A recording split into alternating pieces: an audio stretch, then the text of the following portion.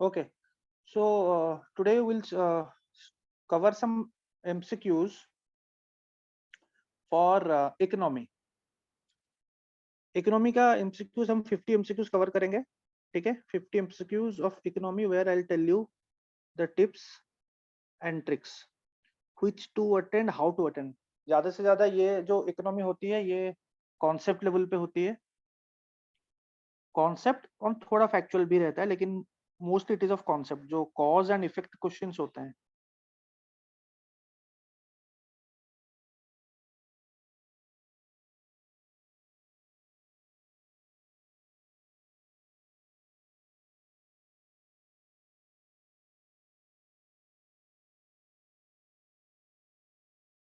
ये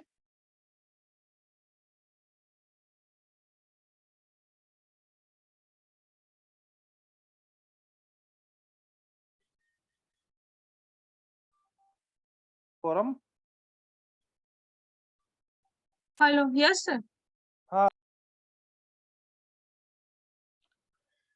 okay, so we'll cover 50 MCQs of economy with concepts and tricks।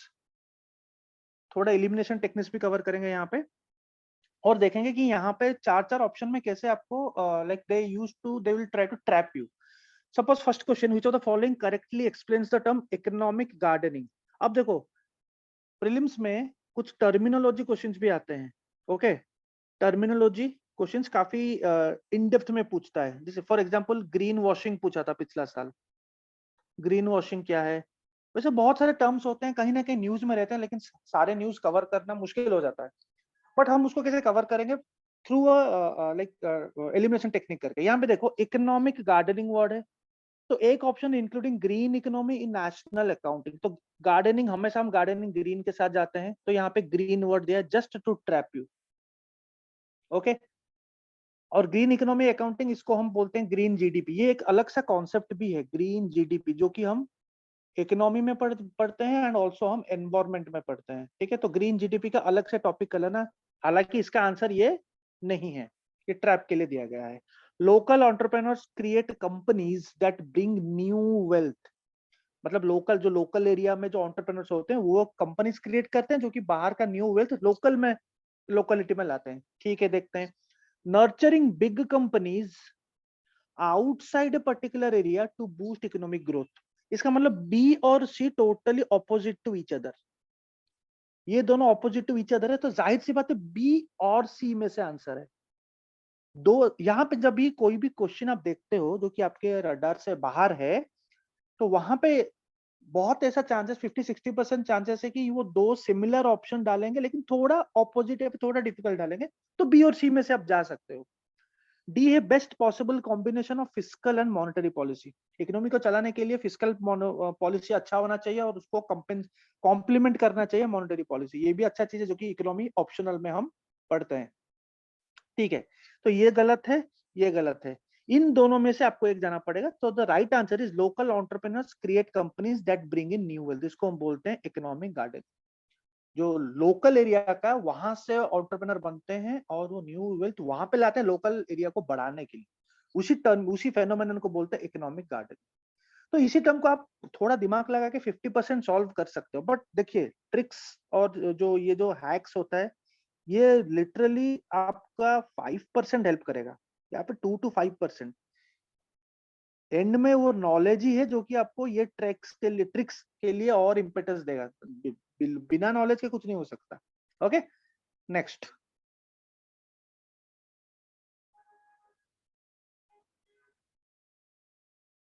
Okay. Attempts in use the term fiscal marksmanship refers to which of the following। ये भी again एक terminology question है, fiscal से related है, ठीक है। When the government achieves fiscal targets as per FRBM Act, जब वो गवर्नमेंट अपना फिस्कल टारगेट अचीव कर देती है as per the FRBM Act। Now FRBM Act is also in news। इसको आपको कवर करना पड़ेगा बहुत अच्छे तरीके से। रिसेंटली एनके सिंह कमेटी बिठाई गई थी, ठीक है। एनके सिंह कमेटी का आपको रिकमेंडेशंस भी देखना है। ये भी क्वेश्चन आ सकती है। नोट डाउन कर लो, जो जो पॉइंट्स मैं बोल रहा हूँ नोट डाउन करो। लास्ट टाइम के लिए इजी हो जाएगा, जस्ट वही चीज कवर करना है। Second is accuracy of the government forecast of fiscal parameters. Government forecast करती है, हम सबको पता है फोरकास्ट करती है, अगले साल तक हमारा इतना फिस्कल डेफिसिट होगा, ठीक है, फोरकास्ट करती है। तो कितना एक्यूरेट फोरकास्ट करती है, वही है फिस्कल मार्क्समैनशिप, ठीक है। यहाँ पे देखिए सी ऑप्शन डी ऑप्शन, दो ऑप्शन देखो, मैं एक क्वेश्चन नंबर 1 में बोला 2 सिमिलर रहेंगे, उनमें से एक होगा, लेकिन क्वेश्चन नंबर 2 में मैं बोल रहा हूँ 2 सिमिलर रहेंगे, लेकिन वो दोनों रॉन्ग आंसर है। इसका मतलब what I am trying to say is, ये जो बहुत सारे यूट्यूबर्स में हम देख रहे हो, ये ट्रिक्स है, ये हैक्स है, वो उसके चक्कर में मत पड़ना, because every question is different. ये हैक्स और ट्रिक्स इसलिए बोलते 1-2% 3 को हेल्प करेगा, वो भी मुश्किल से, आप 2 से 3 क्वेश्चन कर सकते हो, ठीक है। When a government collects more money through taxes, tax बढ़ा के ज्यादा पैसा गवर्नमेंट कमाती है और जितना स्पेंड करती है, क्या वो है? क्या गवर्नमेंट स्पेंड करती है मोर मनी जितना वो कलेक्ट करती है थ्रू टैक्सेस? जब स्पेंड करती है मोर मनी, उसको बोलते हैं हम एक्सपेंशनरी पॉलिसी, ठीक है, एक्सपेंशनरी फिस्कल पॉलिसी, क्योंकि ये गवर्नमेंट की बात हो रही है, आरबीआई की बात नहीं हो रही है। ये क्या होता है? ये कॉन्ट्रैक्शनरी फिस्कल पॉलिसी, मॉनिटरी नहीं है, बिकॉज ये गवर्नमेंट की बात हो रही है, ठीक है। तो जब एक्यूरेट, कितना एक्यूरेट है, उसी टर्म को बोलते हैं फिस्कल मार्क्समैनशिप, ठीक है। ओके, तो यहाँ पे टॉपिक्स है फिस्कल पॉलिसी, मॉनिटरी पॉलिसी, अच्छे से कवर करना।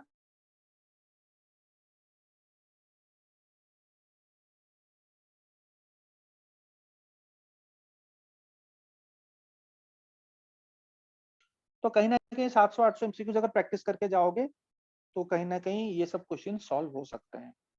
नेक्स्ट,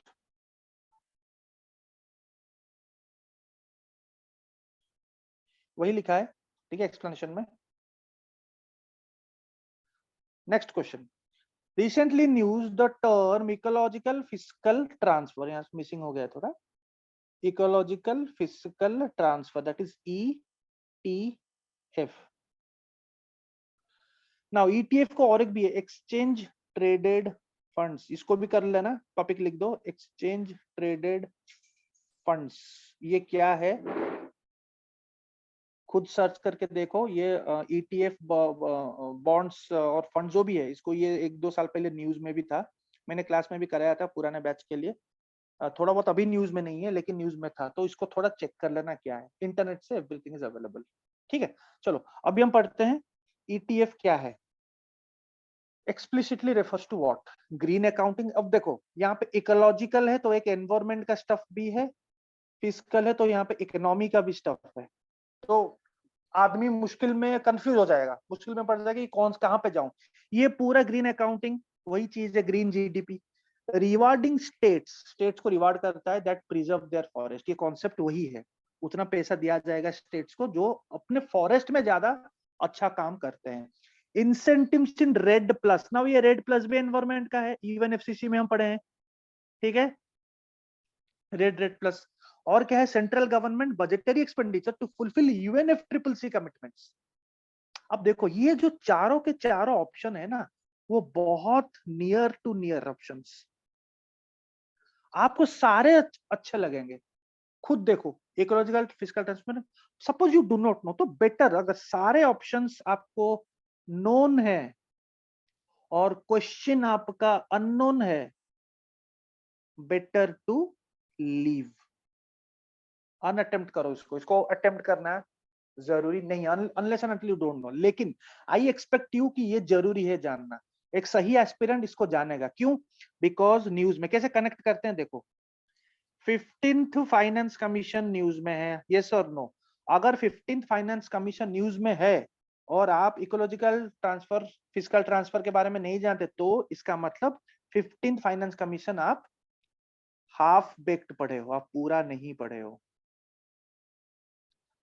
ठीक है। 15 फाइनेंस कमीशन में ये चीज यूज हुआ है, सिर्फ 15 नहीं 14th में भी यूज हुआ है, जो स्टेट्स अपने फॉरेस्ट के लिए जो पैरामीटर में, एक फॉरेस्ट का एक पैरामीटर रहता है, अगर अच्छा काम किए हो तो आपको रिवार्ड दिया जाएगा, उसी को ही बोलते हैं fiscal, ecological fiscal transfer. Now देखो हाउ टू कनेक्ट, ये न्यूज में है, ये टॉपिक आता है एग्जाम पे, और आपको अननेसेसरी एनवायरमेंट के साथ, unnecessary environment, option C environment, option D environment. और जाहिर सी बात है, आप यूएनएफ ट्रिपल सी देख के तो आपको कुछ हो जाता है ना, यूएनएफ ट्रिपल सी देख के कुछ हो जाता है अंदर, कुछ कुछ हो जाता है नहीं यूएनएफ ट्रिपल सी, क्योंकि इतना फेमस टॉपिक है, ऐसे लगता है कि अपने घर पे बैठता है ये यूएनएफ ट्रिपल सी, यूएनसीबीडी, ठीक है, यूएनसीसीडी, ये काफी अच्छा चीज है तो उसी चीज को यूपीएससी आपके साथ खेलता है, ठीक है। ओके, नेक्स्ट, ये वही लिखा है कि these are mean to reward states that protect their forest, और ये 14th में भी था, 15th में भी था, फॉरेस्ट को लेके पैरामीटर्स का और एक क्वेश्चन मैंने डाला है, आगे आपको क्लैरिटी मिल जाएगी।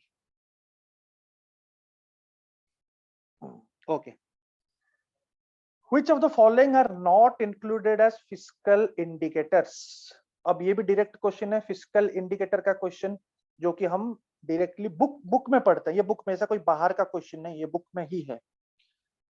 क्या इफेक्टिव रेवेन्यू डेफिसिट है, टैक्स टू जीडीपी रेशियो है, रेवेन्यू डेफिसिट है, या ऑल? क्वेश्चन दिया है नॉट, तो आपको यहाँ पे थोड़ा बहुत ध्यान रखना है कि कौन सा नहीं है। देखो 5 से 6 क्वेश्चन ऐसे वाला नॉट और इनडायरेक्ट वाले आएंगे, इनकरेक्ट वाले आएंगे, आपको पता नहीं चलेगा।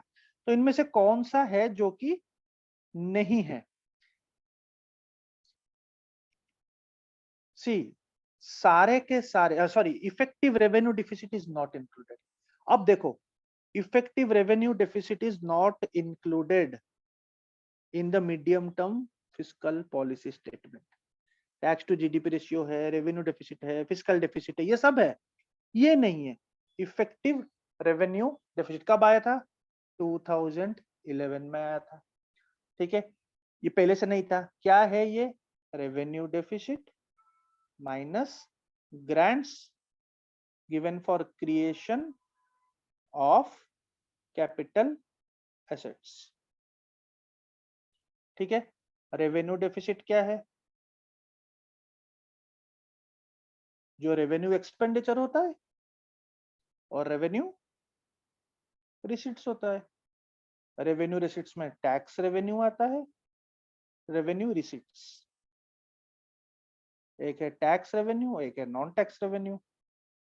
टैक्स पता है, जो हम टैक्स, नॉन टैक्स मतलब फाइन्स वगैरह हो गया, पुलिस पकड़ लिया आपको, हेलमेट नहीं पहने हो, फाइन भरो, आएगा नॉन टैक्स रेवेन्यू में। रेवेन्यू एक्सपेंडिचर क्या होता है? सैलरी, सब्सिडी, ठीक है, जो एक साल, मतलब अपना जो daily to daily,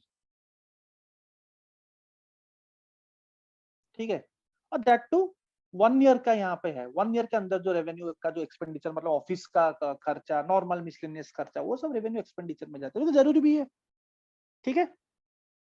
okay, basically revenue mean जो कि कैपिटल, जो कि एसेट में कुछ ऊपर नीचे नहीं हो रहा है, एसेट का वर्ड आ जाएगा तो वो कैपिटल हो जाएगा, capital receipts and capital expenditure. Okay, ठीक है, next.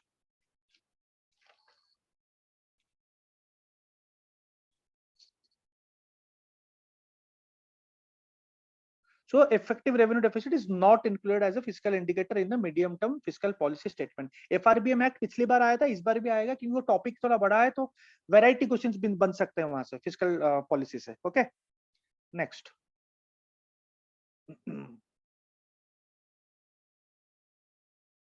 The concept of Engel's law, ये 1-2 साल पहले इकोनॉमिक सर्वे पे ये वर्ड यूज हुआ था, काफी कॉमन भी है, sometimes in news related to what? Disinvestment, fiscal federation, federalism, fiscal federalism, competitive federalism, ठीक है, और फूड एक्सपेंडिचर।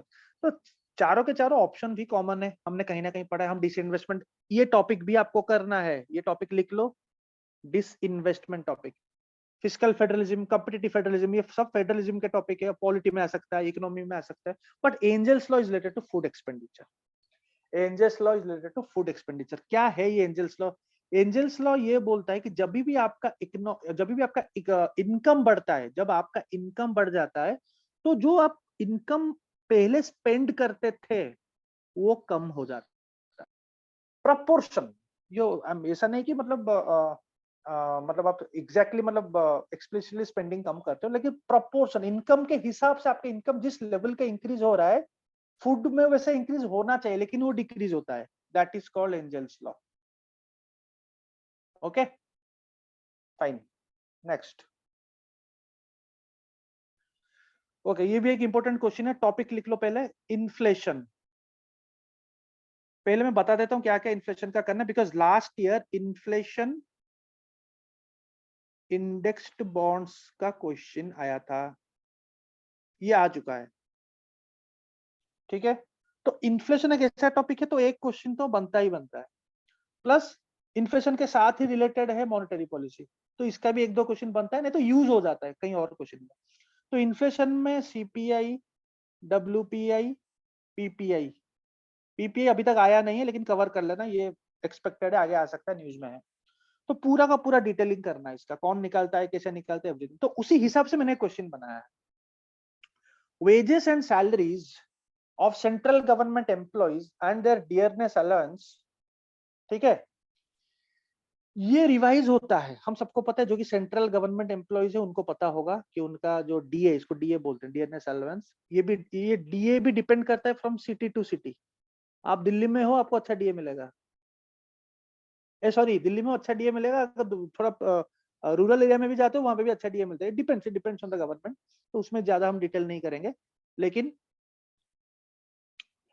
ये रिवाइज होते हैं on the basis of what, obviously DA क्यों रिवाइज क्यों होता है, सैलरीज, इन्फ्लेशन, महंगाई बढ़ती है इसलिए तो सरकार बढ़ाती है, महंगाई बढ़ती है हर 10 साल में, वो पे कमीशन आता है, महंगाई होती है बिकॉज ऑफ महंगाई, बिकॉज ऑफ इन्फ्लेशन।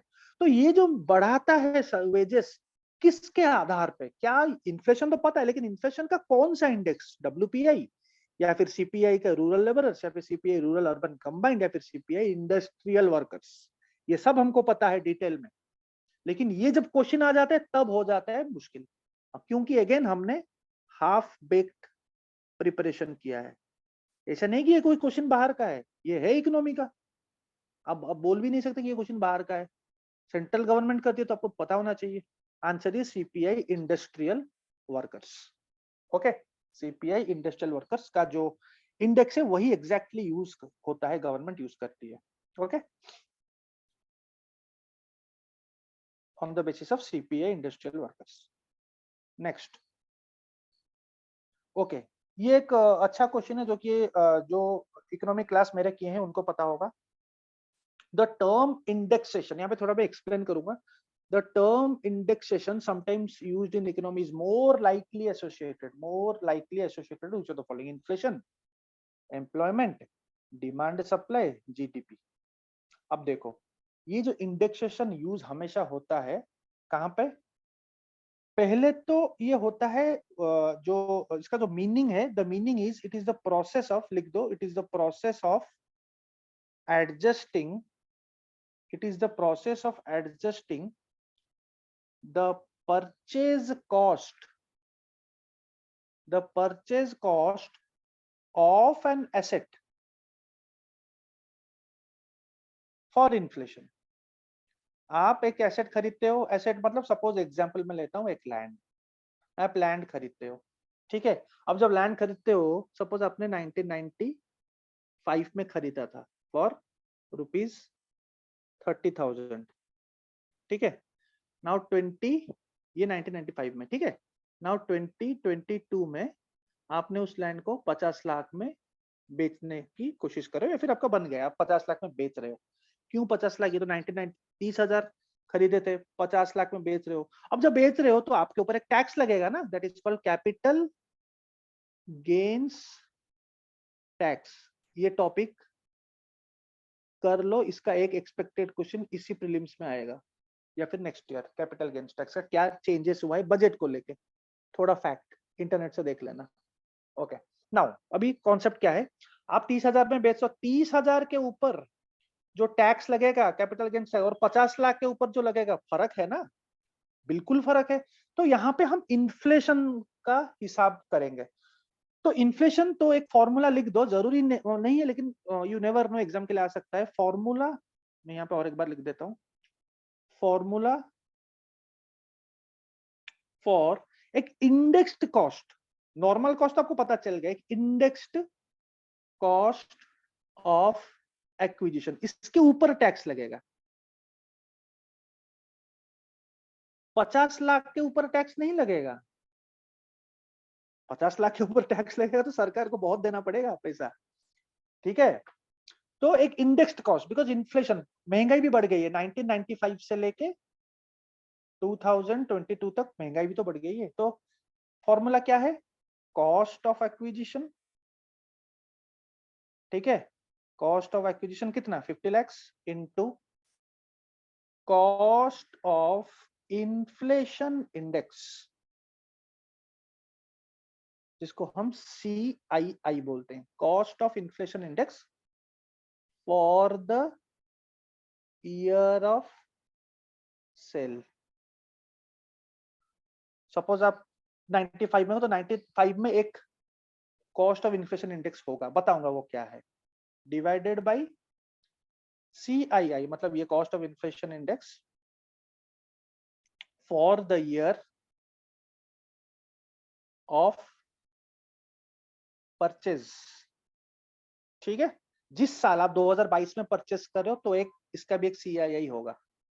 नहीं तो अगर आप बिफोर 2001 से हो तो आपका बेस ईयर का प्राइस लगेगा, सरकार देती है 2001 का प्राइस लगेगा। अब देखो ये जो CII है, आपको पता है ये तो 50 लाख हो गया, चलो as per our example it is 50 lakhs, आप 50 लाख में बेच रहे हो, ठीक है। लेकिन जो जो कैपिटल गेन्स टैक्स लगेगा वो इसके ऊपर लगा, इंडेक्स्ड कॉस्ट के ऊपर लगेगा। अब ये CII क्या है, ये जो CII है ये गवर्नमेंट का एक चार्ट है, उसमें है, लेकिन 2001 का है, 2002 का है, डॉट डॉट डॉट डॉट 2023 तक का है।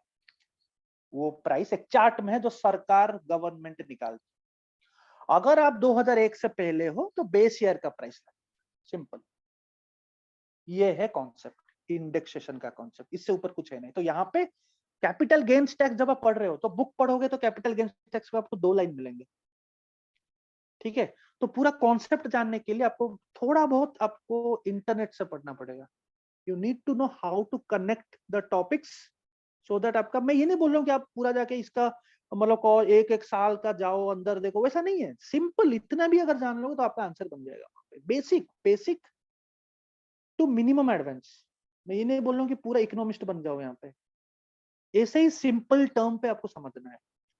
कोई आपको ये फॉर्मूला नहीं पूछेगा, लेकिन आपको ये फॉर्मूला जब पता हो जाएगा ना तो क्वेश्चन भी अगर कुछ घुमा के आएगा आप वहां पे कर सकते हो। ओके, ठीक है, नेक्स्ट।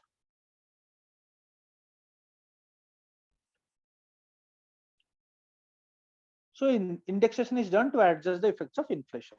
Okay. जैसे कि और एक एग्जांपल मैं हमेशा बताता हूँ, 2002 पे आई थी गदर मूवी, ठीक है। उसने किया था 75 करोड़, लेकिन टिकट प्राइस कितना था, टिकट प्राइस था 20 रुपए बालकनी, ठीक है। 2016 पे आई बाहुबली 2, ठीक है, उसने किया 512 करोड़, ठीक है। टिकट प्राइस कितना है, average ATP average ticket price कितना है, नियरली 175 to 200 रुपीज। तो अगर हम इसके कलेक्शन को आज के डेट में या फिर 2022 के डेट में देखेंगे तो एग्जैक्टली ये जो इन्फ्लेशन में इंडेक्सेशन करना पड़ेगा, इंडेक्सेशन करना पड़ेगा। अब इंडेक्सेशन के हिसाब से अगर कैलकुलेट आएगा, जब आप बॉक्स ऑफिस इंडिया देखोगे तो आपको पता चला गदर का कलेक्शन आज के डेट में है 1500 करोड़ इंडिया में बस। दैट इज द डिफरेंस, ठीक है। तो वहां पे भी इंडेक्सेशन यूज होता है calculation. Okay, next. The recently published Brexit beyond tariffs, ये काफी सीरीज में होता है, वैसे काफी कॉमन क्वेश्चन है। ये किसका है, ये रिपोर्ट है अंकटाड की, United Nations conference of trade and development 1967 पे हुआ था। तो अंकटाड का क्या करना है, बस करना क्या मैं बोल देता हूँ। अंकटाड के साइट में जाओ, ठीक है, जितना भी अंकटाड का रिपोर्ट्स है, 4-5 रिपोर्ट, 3-4 जो भी है लिख दो पॉइंट करके, मैंने क्लास में भी बताया था। और क्या है, अंकटाड स्पेस यूपीएससी टाइप करना, जो कि रिसेंट न्यूज है आपको वहां पे पता चल जाएगा, बात खत्म। अंकटाड का एनी क्वेश्चन पता चल जाएगा। ओके, ठीक है, नेक्स्ट।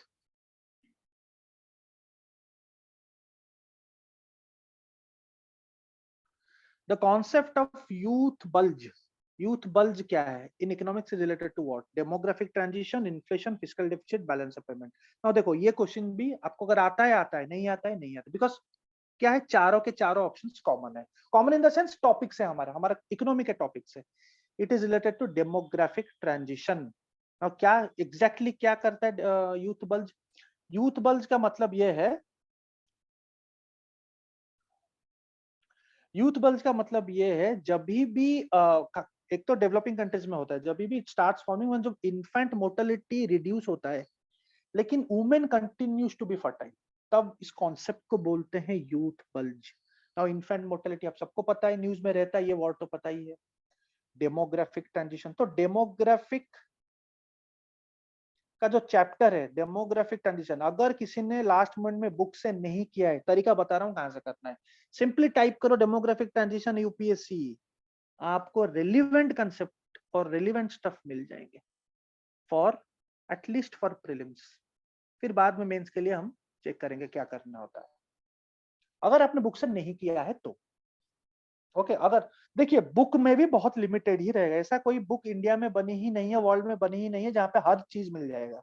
ओके तो इसलिए एक बुक के साथ इंटरनेट प्रिपरेशन बहुत जरूरी होता है, खास करके यूपीएससी में, because of the dynamic thing which is associated nowadays in our prelims. Next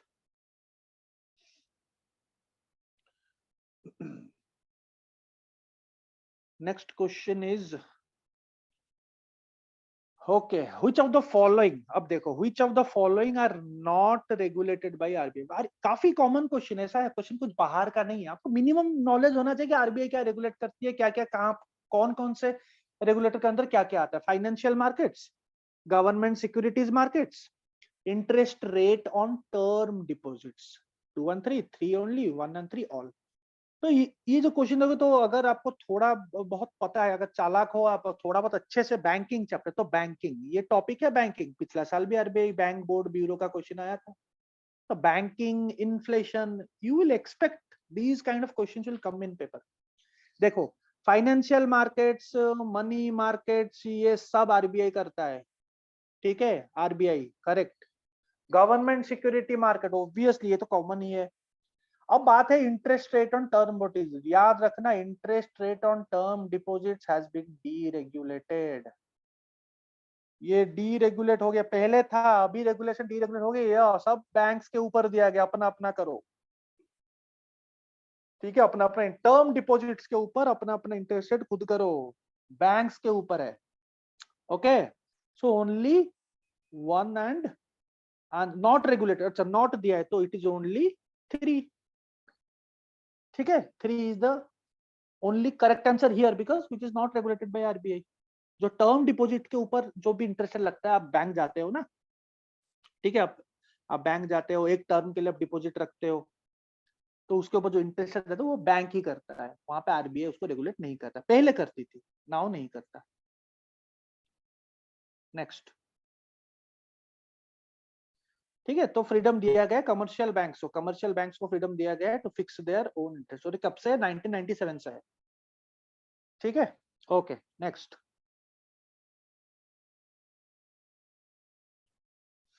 which of the following are regulated by RBI? Same, काफी सेम क्वेश्चन है लेकिन थोड़ा अलग है, मतलब टॉपिक सेम है। इसमें कौन सा रेगुलेट होती है? Money market, foreign exchange market, interest rate on saving deposit, वो टर्म डिपॉजिट था, ये सेविंग डिपॉजिट है, ये भी डीरेगुलेट हो गई है, पहले था डीरेगुलेटेड। 3 कैंसिल करो, 3 कैंसिल करो। फॉरेन एक्सचेंज मार्केट मतलब फॉरेक्स, ये तो ऑब्वियसली आरबीआई करती ही है, डॉलर तो रखती ही है। Money market obviously, money market, financial market, ये सब है। देखो कैपिटल मार्केट से भी करती है, जो स्टॉक्स वगैरह होता है कैपिटल मार्केट से भी करती है। Securities exchange board of India जो कि 1992 से आया है, सेबी एक्ट से आया है। ओके ठीक है,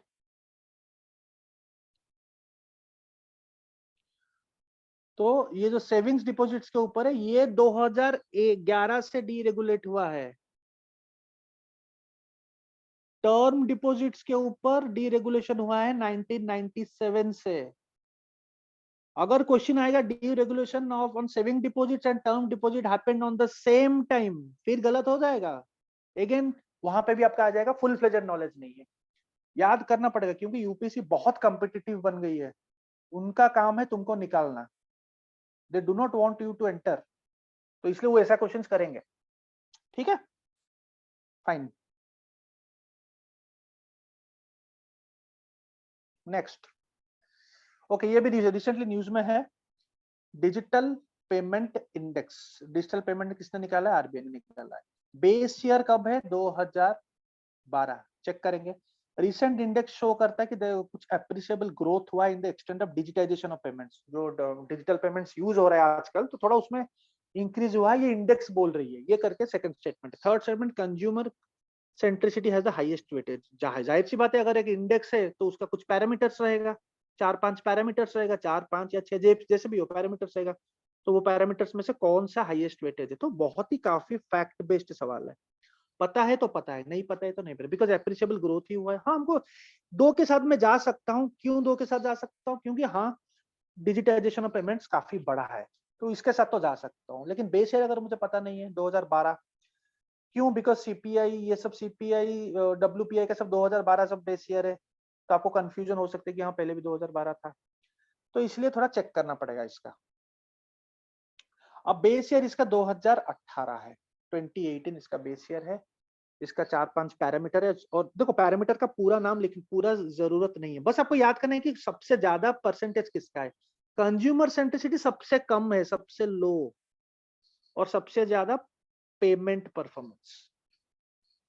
ये भी अगर आपको याद हो गया, बात खत्म। ठीक है, फाइन, और इंक्रीज हुआ है। Next, okay, strategic disinvestment. Strategic disinvestment बहुत अच्छे तरीके से, बहुत सारे अलग अलग क्वेश्चन है मेरे टेलीग्राम चैनल पे, बहुत क्वेश्चंस मैंने किया है। पूरा तो यहाँ पे यूट्यूब में कवर करना मुश्किल है, लेकिन वहां से आपको करना है। Strategic disinvestment is a very very very important topic.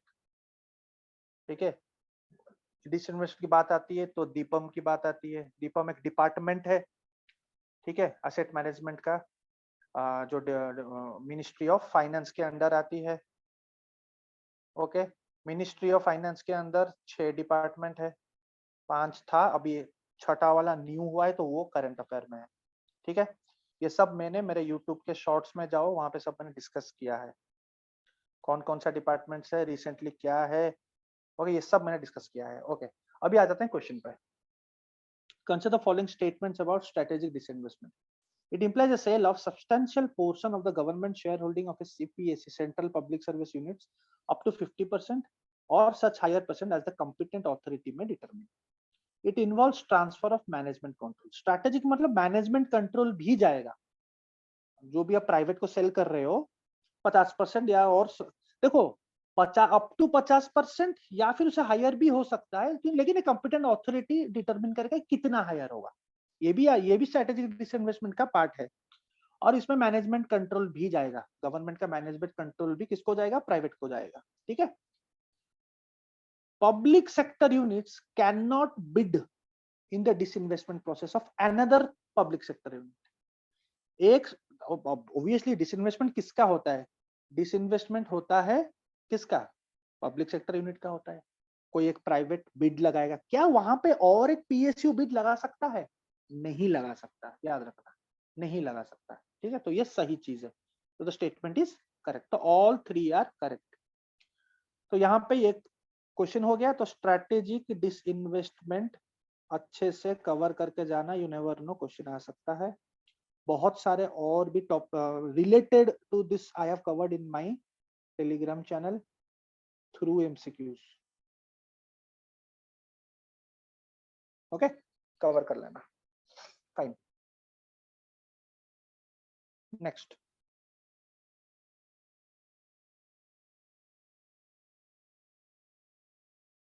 Okay, और एक टॉपिक है, which of the following are included in the priority sector lending, PSL.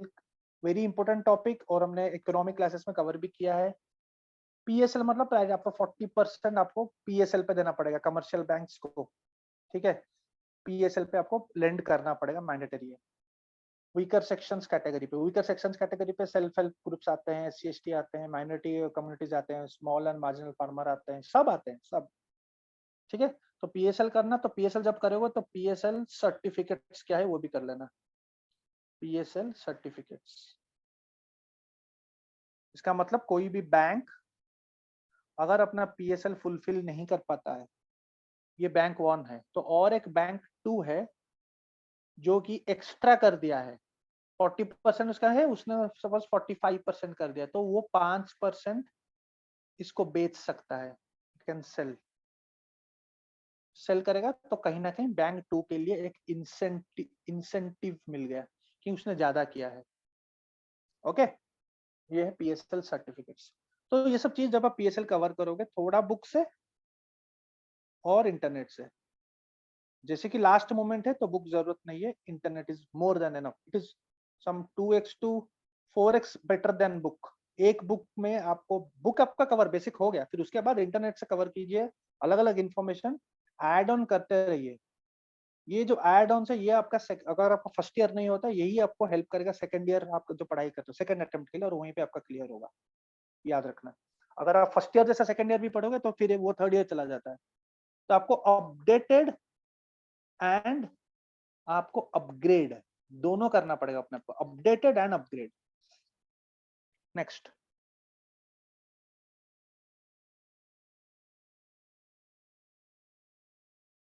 Okay, consider the statements about revised credit card scheme. Credit card scheme काफी UPSC का famous है, एक दो बार पूछा गया है, 2018 19 20 में आ चुका था एक बार।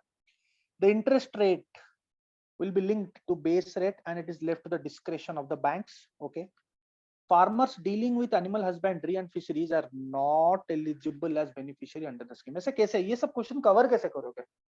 ठीक है, जाहिर सी बात है दृष्टि विष्टि करके तो होगा नहीं, दृष्टि या फिर एक्स्ट्रा जो करंट अफेयर उनका मैगजीन आता है वहां से तो पूरा डिटेलिंग है नहीं ना, तो कवर कैसे करोगे?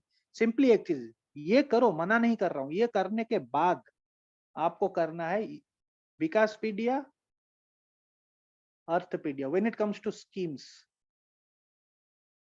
और ये कोई आपके लिए करेगा नहीं, ये फैकल्टी का काम नहीं है, ये स्टूडेंट का काम है, लेकिन फैकल्टी का काम है ये बताना, फैकल्टी या फिर मेंटर का काम है ये बताना, अगर उसको पता होगा तभी बता पाएगा, राइट?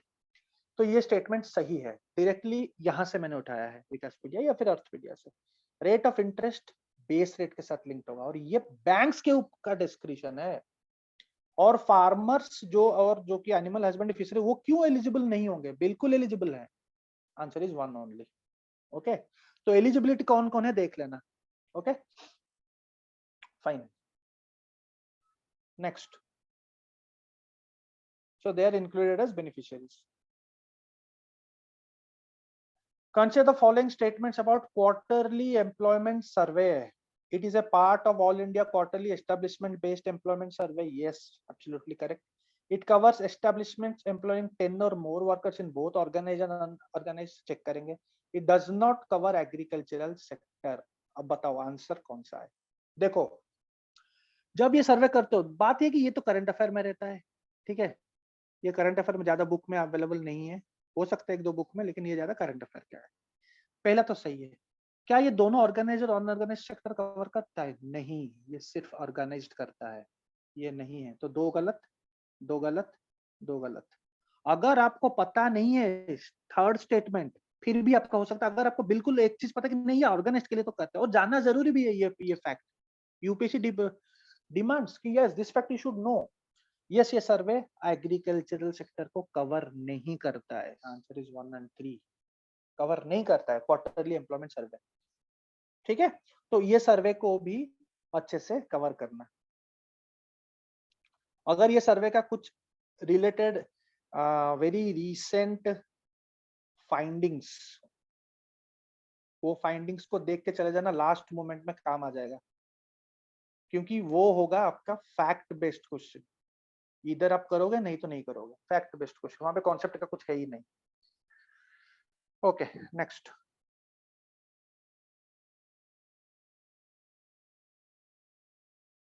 सो ये जो सर्वे है ये ओनली ऑर्गेनाइज सेक्टर कवर करता है, और दैट तो 9 सेक्टर्स में, construction, manufacturing, trade, transport, education, health, accommodation, restaurant, IT, BPO, financial services, इसमें सब कवर करता है।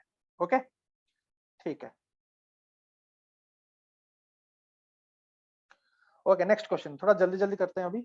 As per the banking regulation act of 1949, ठीक है, the scheduled commercial banks are required to maintain CRR, cash reserve ratio, with RBI। Cash reserve ratio कितना है अभी? 4% है, जो RBI के पास आपको पार्क करना पड़ेगा। लेकिन ये जो रूल है, ये कहाँ पे है? क्या ये बैंकिंग रेगुलेशन एक्ट में नहीं है? ये RBI एक्ट में है, मैंडेटरी है। RBI एक्ट ऑफ 1934 पे है और ये मैंडेटरी है। तो इसका मतलब ये जो है CRR, it has a legal backing. अगर क्वेश्चन आएगा CRR does not have a legal backing, गलत हो जाएगा। It has a legal backing. Second question, cause and effect. ये बताओ मुझे, RBI अगर इंक्रीज करता है, RBI अपना रेपो रेट इंक्रीज करता है, तो interest rate in the market increases, which may attract foreign investors in डेब्ट इंस्ट्रूमेंट्स, रिजल्टिंग इन रूपी एप्रिसिएशन। नाउ देखो, ये जो टॉपिक है, it is a cause and effect question. Expect this kind of questions. Okay, मैं ये नहीं बोलूंगा ऐसा ही आएगा, लेकिन इसी प्रकार का आएगा कॉज एंड इफेक्ट। तो इसका मतलब मैं इफेक्ट कर रहा हूं मॉनेटरी पॉलिसी और उसको लिंक कर रहा हूं, ठीक है, उसको लिंक कर रहा हूं मैं किसके साथ? एप्रिसिएशन डिप्रिसिएशन के साथ। और मॉनेटरी पॉलिसी होता किसके लिए है? मॉनेटरी पॉलिसी तो प्राइम ऑब्जेक्टिव क्या है मॉनेटरी पॉलिसी का? To control inflation. इन्फ्लेशन कम है तो उसको बढ़ाओ थोड़ा, और ज्यादा बढ़ा है तो उसको थोड़ा कम करो। लेकिन ये जो करता है ना, इसका इफेक्ट इसके ऊपर आता है। तो क्वेश्चन वहीं से बनता है। अब बताओ, जब RBI रेपो रेट बढ़ाता है तो क्या होता है? एक एक करके जाएंगे। जैसे कि मैंने बोला, ये सब क्वेश्चंस आपको सॉल्व करने के लिए आपको स्टेप बाय स्टेप करना पड़ेगा। स्टेप बाय स्टेप हमेशा याद रखना, cause and effect question will be done by step by step. RBI repo को बढ़ाया। आई होप कि आपको अभी रेपो रेट क्या है इतना तो पता है, क्योंकि 4 दिन बाद प्रीलिम्स है। अब अगर आज मुझे आप बोलोगे सर रेपो रेट समझाओ, तो मैं बोलूंगा प्रीलिम्स मत दो, 2024 के लिए स्टार्ट करो बेसिक प्रिपरेशन। ठीक है, अगर रेपो रेट बढ़ता है तो क्या होगा?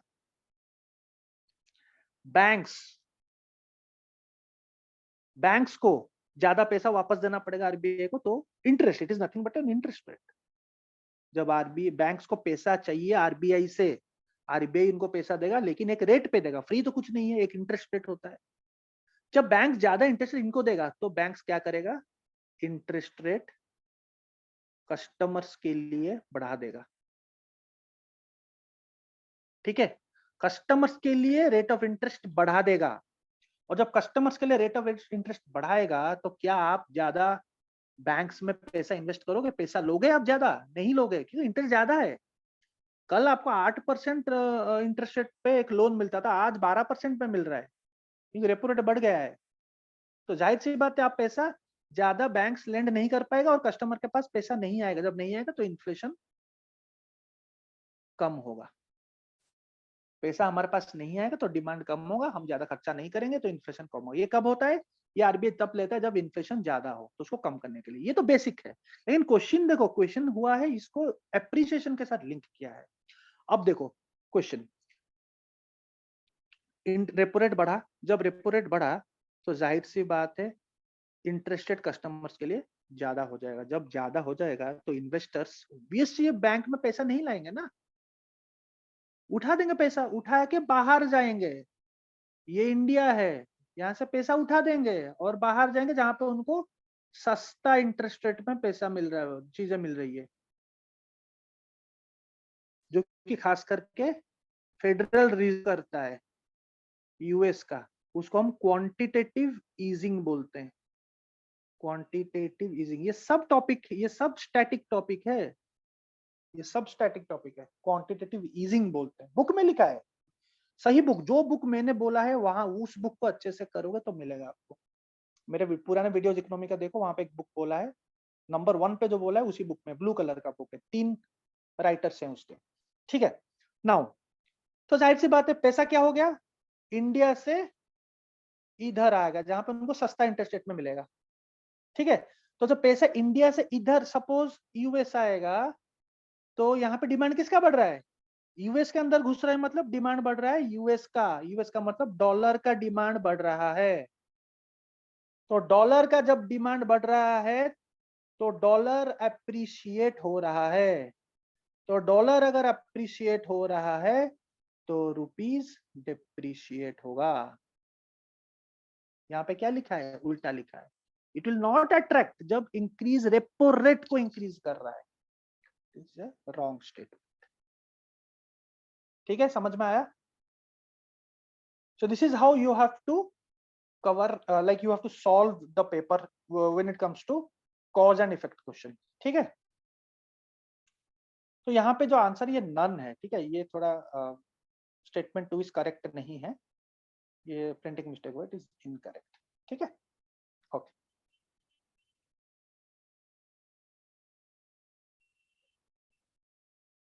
Next, as per Special Economic Zones Act 2005, the central government can approve only one international financial services center in a SEZ. Absolutely correct. Topic लिखो SEZ एक्ट ऑफ 2005 करो इसको, पिछला साल भी आया था if I remember it correctly. तो SEZ special economic zones topic को अच्छे से करो, एक्ट को करो प्लस एनी न्यूज इंटरनेट से कवर करना इस टॉपिक को। ठीक है, IFSC भी कर लेना, IFSC में अभी भी न्यूज में है। गिफ्ट सिटी कहाँ पे है? गुजरात में है। ओके, तो ये सही है, एक ही SEZ में एक ही IFSC हो सकता है, इंटरनेशनल फाइनेंशियल सर्विसेज सेंटर। ठीक है, तो हमारा जैसे कि Bombay stock exchange, national stock exchange, IFSC क्या है? यहाँ पे इंटरनेशनल स्टॉक एक्सचेंज, सिंपल वही है, ये है इंटरनेशनल स्टॉक एक्सचेंज। यहाँ पे बाहर का ट्रेडिंग भी होता है, यहाँ पे बस इंडिया कंपनीज, यही फर्क है। ठीक है, और एक बोलता हूँ, एक टॉपिक लिख दो, सोशल स्टॉक एक्सचेंज, न्यूज में है अभी। सोशल स्टॉक एक्सचेंज क्या है? न्यूज में चेक कर लेना इंटरनेट से, आपको पता चल जाएगा। अभी टाइम नहीं है कवर करने में, हार्डली आपको 2 से 3 मिनट लगेगा इसको कवर करने में। ठीक है, सेकंड क्या है? The IFSC authority will regulate financial products which have been previously approved by RBI, SEBI, INA। Correct है। अभी रिसेंटली एक IFSC बिल हुआ है, वो कवर कर देना। ठीक है, recently this refer to the IFSC authority bill of 2019। तो ये बिल का रिसेंट प्रोविजंस कवर करना। बेटर डायरेक्टली PRS पे जाओ, ये सब दृष्टि, ये सब एक्स्ट्रा जाके वहां पे फायदा नहीं, टाइम वेस्ट है। PRS में जाओ फिर दृष्टि में आओ, फिर देखना आपको पता चल जाएगा कि आपका गैप कहां पे है। पहले government site then private sites. Okay, mentioned in section 18 of SEZ act. Okay, देखो ये जो प्राइवेट कोचिंग इंस्टीट्यूशंस है ना, डोंट थिंक कि your copies are checked by experts, your copies are checked by students. ठीक है, it is the biggest scam of institute. They're checked by students who have not even cleared prelims. You will get a mentor who has not even cleared a single prelims. ठीक है, तो better PRS पे जाओ। ठीक है, वहां से आपको सही इंफॉर्मेशन मिलेगा, और ये जो कंटेंट में मिलता है वो सब स्टूडेंट्स ही बनाते हैं। ठीक है, बैठ के आराम से 4-5 स्टूडेंट मिलके बनाते हैं। 28-29 एज के स्टूडेंट्स है, 25 साल के स्टूडेंट्स भी बनाता है, I know personally. Okay, next,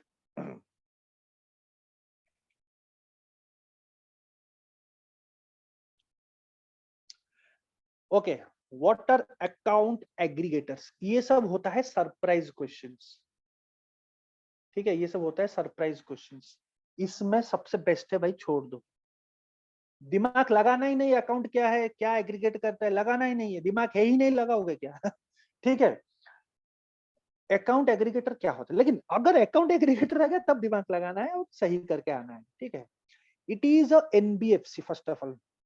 ठीक है, नॉन बैंकिंग फाइनेंशियल कंपनीज, इसको भी टॉपिक कर लो। NBFC का टॉपिक अच्छे से करना, पूरा अच्छे से करना। NBFC टॉपिक आ सकता है, कौन रेगुलेट कर सकता है, कौन नहीं कर सकता है। ठीक है, it is engaged in the business of providing under a contract the service of retrieving or collecting financial information pertaining to its customer. Absolutely correct. RBI licence issue करता है अकाउंट एग्रीगेट। तो यही हो गया, इसमें ही हो गया बैंकिंग टॉपिक। आप आरबीआई पढ़ते हो लेकिन आप अकाउंट एग्रीगेटर नहीं जानते, ये इसी में ही हो गया ये यूपीएससी टॉपिक।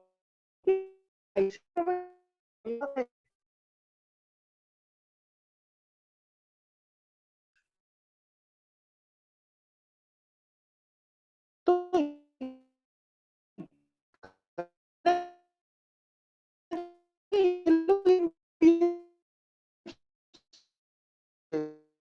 जो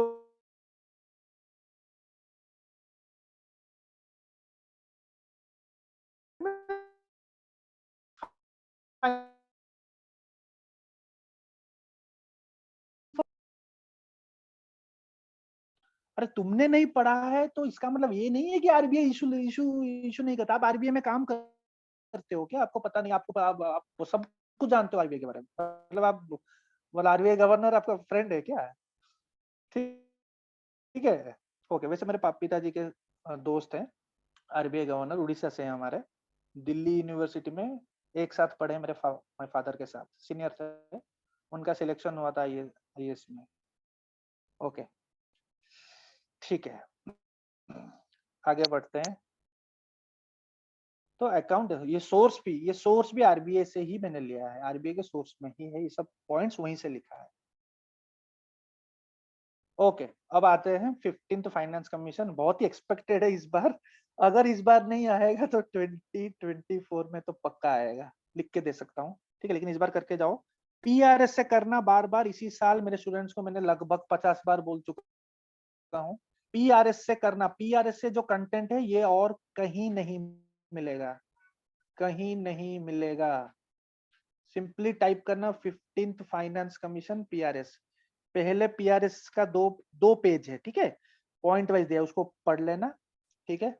फिर मेरे टेलीग्राम चैनल पे बस टाइप कर लेना फाइनेंस कमीशन, 6 से 7 क्वेश्चंस कवर कर लेना, आपका हो जाएगा।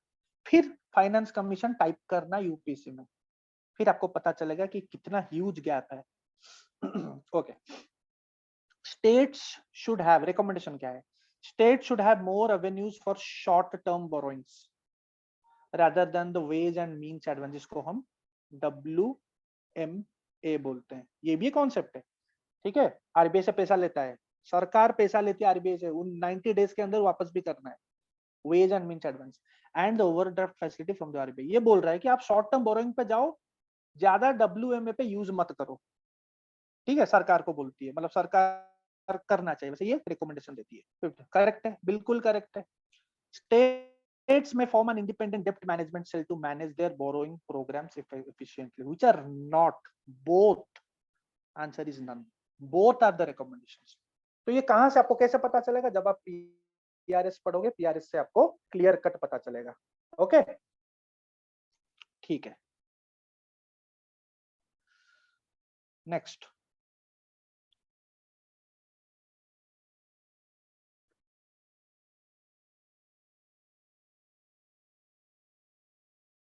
Next question. तो both are the recommendations.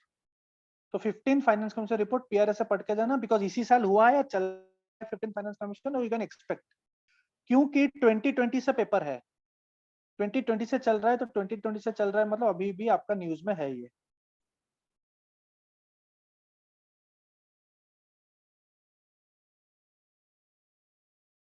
Next,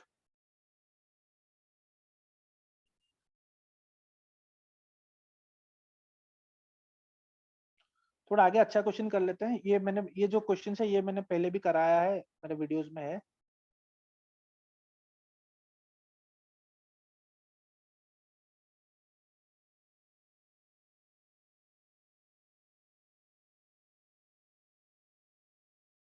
okay,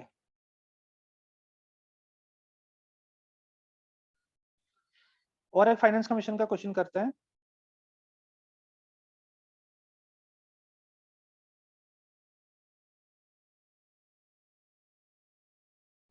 ये और एक फाइनेंस कमीशन का क्वेश्चन है। Which of the following were recommended by the 15th finance commission? Establishment of independent fiscal council, increase spending on health, health के ऊपर बात हुई है, फाइनेंस कमीशन हेल्थ के ऊपर बात किया है, यस किया है। आप अगर पीआरएस से पढ़ोगे आपको पता चलेगा। जीएसटी को रेशनलाइज करने का भी बात किया है कमीशन ने, yes, by merging 12 and 18%. So correct answer all. तो ऐसे भी क्वेश्चंस आने का चांसेस है.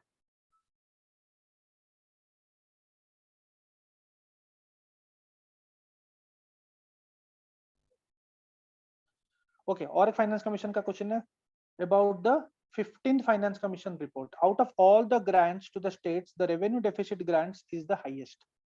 The grants to the urban local bodies is greater than the rural local bodies. दोनों के दोनों wrong है, because ये फाइनेंस कमीशन रिपोर्ट का फैक्चुअल क्वेश्चन है. रेवेन्यू डेफिसिट ग्रांट्स ज्यादा है, जितना भी ग्रांट्स दिया गया है उनमें से कौन से ग्रांट ज्यादा है, कौन से डेफिसिट के लिए ग्रांट्स ज्यादा है, वो भी आपको पढ़ना पड़ेगा. तो जब आप वो साइट पढ़ोगे, पीआरएस में आप जाके कवर करोगे तो आपको क्लियर कट पता चल जाएगा. ठीक है, both are wrong. Local government grants is the highest. Local government के लिए सब जो ग्रांट है सबसे highest. No need to remember this, ये हाईएस्ट है. Urban local bodies 1,21,000 crore, 2,36,000 crore. तो किसका ज्यादा है? रूरल लोकल बॉडीज का ज्यादा है. ओके, ठीक है. नेक्स्ट, और एक भी 14th and 15th finance commission reports. Demographic performance, area, income distribution, task physical, ये है डायरेक्ट क्वेश्चन. ये आपको मिल जाएगा सारे प्राइवेट साइट्स में. लेकिन क्वेश्चन है जो डिवोल्यूशन के लिए यूज होता है, जो कि वर्टिकल डिवोल्यूशन, और ये सब होता है हॉराइजॉन्टल डिवोल्यूशन का पैरामीटर्स. वर्टिकल में 41% दिया जाएगा टैक्स पूल से. 41% ओवरऑल टोटल जाएगा स्टेट्स को, उनमें से हॉरिजॉन्टल डिस्ट्रीब्यूशन के आधार पे जाएगा. ये है पैरामीटर्स. इनमें से कौन सा कॉमन है? 14th और 15th में दोनों में कॉमन था. तो अगर 14th और 15th आप अलग अलग से पढ़ोगे तो आपको पता चल जाएगा. ठीक है. सो कॉमन क्या क्या है यहाँ पे चेक कर लेंगे.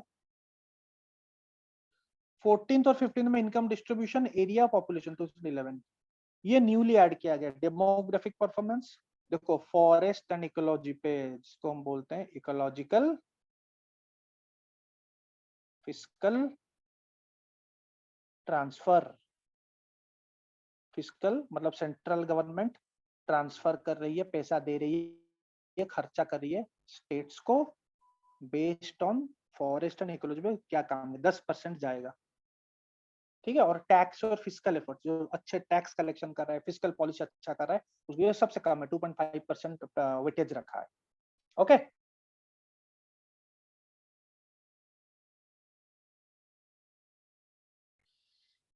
The government GDP to debt to GDP ratio is continuously decreasing. Recently, center has announced borrowing limit for the states 2020-2025 आत्मनिर्भर पैकेज. तो ये भी गलत स्टेटमेंट. ये 2023 के लिए है, 2025 के लिए.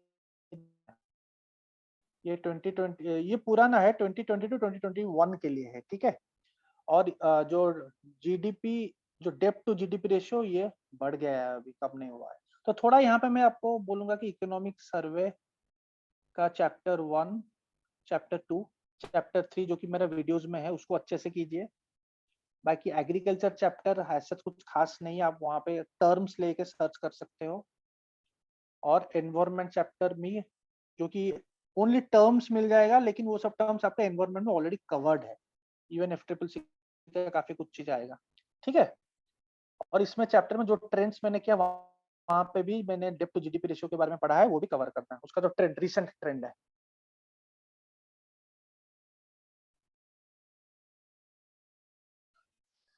Okay, as per the FRBM, the medium term policy has 3-year rolling targets for which of the following. ये चीज भी हमने क्वेश्चंस किया है, कौन कौन सा जो medium term policy, fiscal policy statement होता है.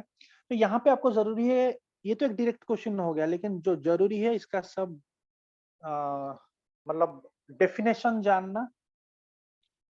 पिछले अभी एक क्वेश्चन में मैंने ये सब चीज बताया है, तो वो सब चीज आपको पता चल. Primary deficit is equal to fiscal deficit minus interest payments. ठीक है. Revenue deficit is equal to revenue deficit minus grants जो दिया जाता है for asset creation, capital asset creation, तो सब आपको कवर करना है। ओके ठीक है, तो यहाँ पे आंसर है, यहाँ पे आंसर है आपका आंसर ए। ठीक है, the medium term physical policy statement sets target for physical deficit. Primary deficit नहीं है, बस आपको एक चीज याद करना है कि यहाँ पे प्राइमरी डेफिसिट नहीं है। ठीक है, बाकी physical deficit, effective revenue deficit, tax to GDP ratio, फिर जीडीपी एज परसेंट टू डेप्ट as percent to the GDP. ठीक है, ओके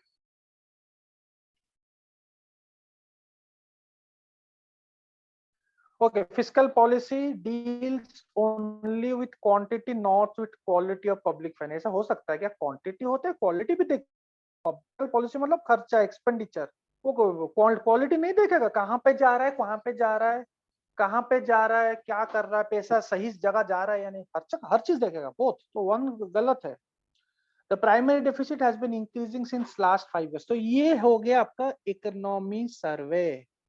इकोनॉमी सर्वे चैप्टर में चेक करो, चैप्टर 1, 2, 3 में चेक करो, आपको पता चल जाएगा। मैंने पूरा इसका अच्छा खासा ट्रेंड कराया है। ओके ठीक है, ठीक है, आज इतना करते हैं। ओके तो इसको अच्छे से रिवाइज करो, कल भी थोड़ा बहुत इकोनॉमिक क्वेश्चंस करेंगे, फिर हम साइंस एंड टेक में जाएंगे लास्ट। ओके चलो।